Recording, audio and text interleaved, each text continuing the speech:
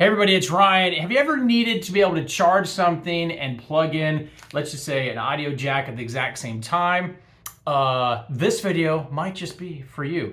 So this company reached out to me and said, did you even know this exists, Ryan? I was like, what are you talking about? They're like, yeah, you can plug in things and have an audio jack plugged in at the exact same time. Like, oh, that's kind of neat. Let me see how that works. So this company sent this to me, but no way whatsoever this being provided to me affect this review because I'm sure to keep it real. And basically, this is how easy it works. So if you have a USB-C like this, and let's just say, just use an example, you want to connect a phone.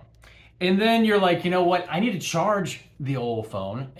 You have a USB-C here on the side. So what you do here is you take your normal way of charging. So in this situation, we're hooked up to a little power bank, and you can see here it is charging in the top right corner. See a little charging action going on right there.